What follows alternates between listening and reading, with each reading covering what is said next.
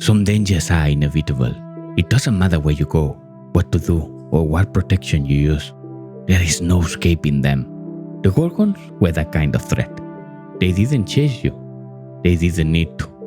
One unguarded moment, one glance, and everything went still. But the story of the Gorgons didn't end in petrification. It didn't end with Athena's act of humiliation either, because what Athena tried to erase survived and became one of the most universal protective symbols the ancient world ever produced.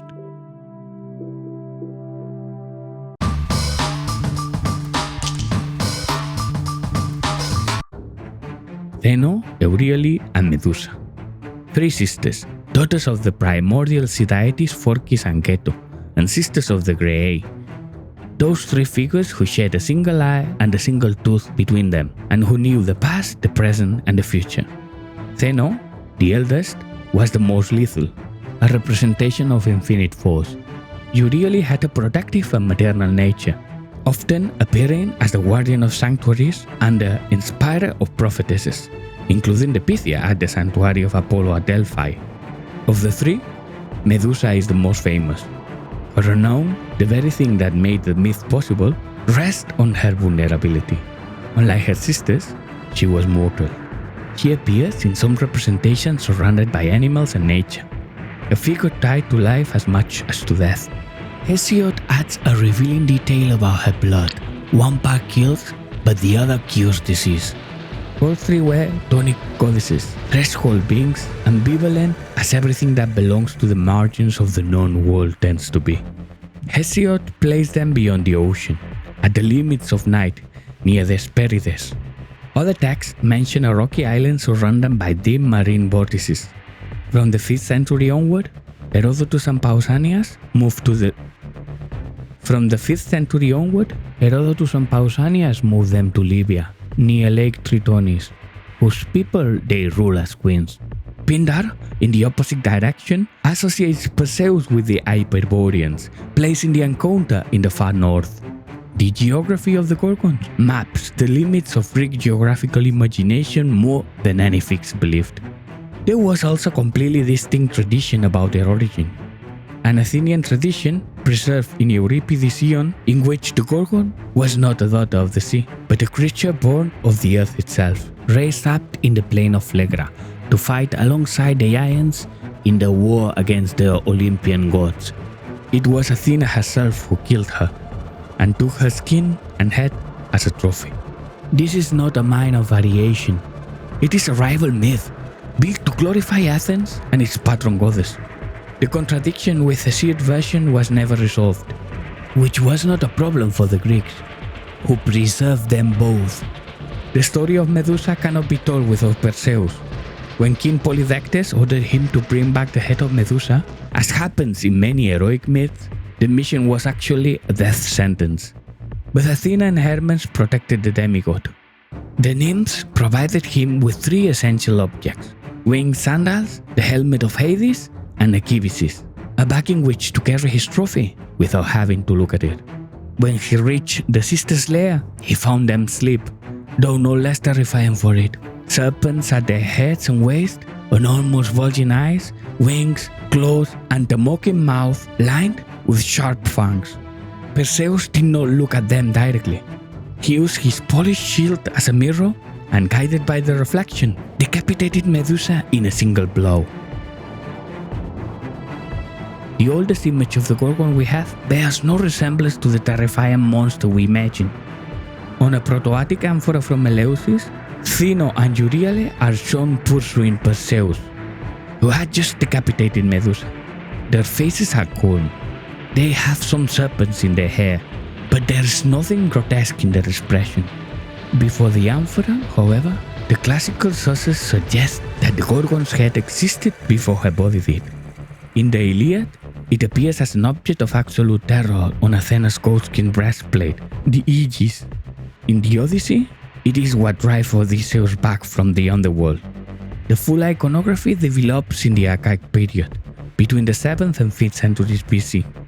The Gorgon of this era has boar's tusk, bronze hands, golden wings, a protruding tongue, and even a beard in some representation. But the most striking feature is the eyes that look directly forward.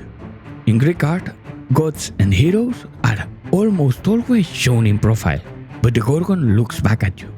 She is the only figure that returns the gaze. That frontal stare was itself a form of threat, a visual convention designed to produce in the viewer the very petrification the myth describes. The body in motion follows its own specific schema. The knee lauf, a running pose with bent knees suggesting rapid, violent movement. It is the pose used almost exclusively for Stheno and Euryale in pursuit scenes, because they cannot die. They can only be outrun. There is an intense and genuinely interesting debate about the origin of this particular image. The most widespread academic hypothesis connects the Gorgon iconographically to Near Eastern models.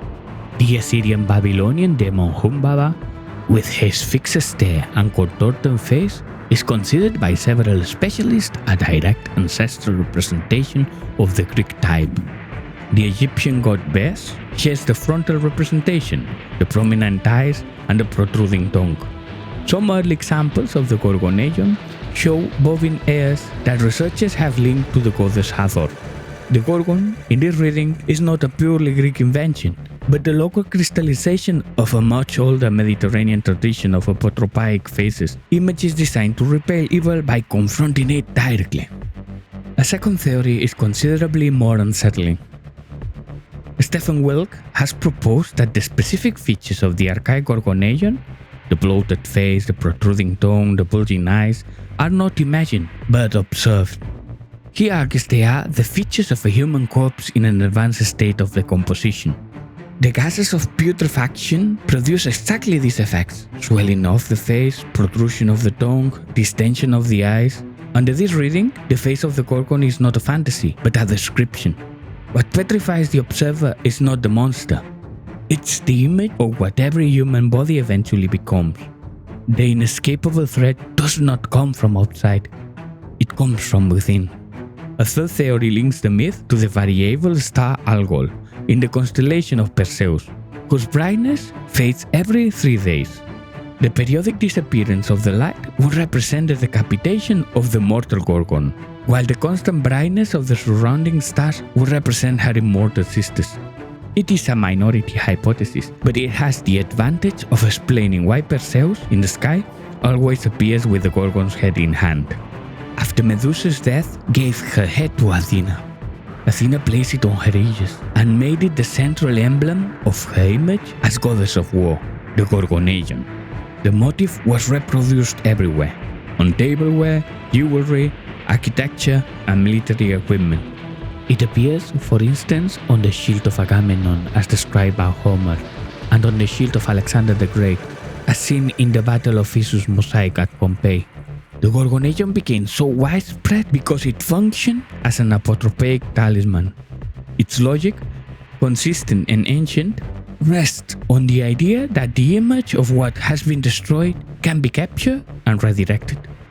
The gaze that turned observers to stone is fixed in bronze or terracotta and directed outward, toward whatever threatens these basic arts. In Sicily, the Gorgoneion was integrated into the center of the Triskelion, the symbol of 3 legs in motion that identifies the island, uniting the geographical power of the emblem with the protective force of Medusa. From the 5th century onward, something changes. The Greek artistic trend of harmony and proportion transformed the image of Medusa. The round, grotesque face becomes a natural and serene one. The serpents no longer crown her head in chaos, but appear knotted like an ornament. The wings shrink and migrate from her back to her temples. Pindar is the first author to describe Medusa as having beautiful cheeks. Artists begin representing her sleep, neutralizing her gaze so that Perseus can approach. The tusk and beard disappeared. What remains is almost a tragic figure. The transformation is completed by Ovid in the Metamorphosis. She was a young woman of extraordinary beauty who was raped by Poseidon inside Athena's temple. Athena, furious with Medusa rather than with the god, transformed her hair into serpents.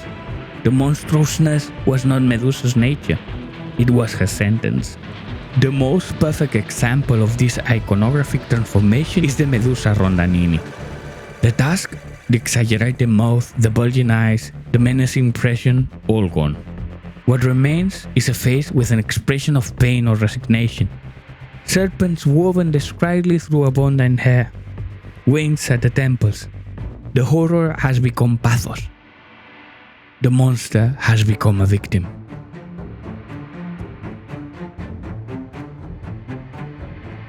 Athena wanted to humiliate her enemy by putting her on display as a trophy. The result was the opposite. The goddess who tried to erase her turned her into one of the most venerated and reproduced symbols of the ancient world.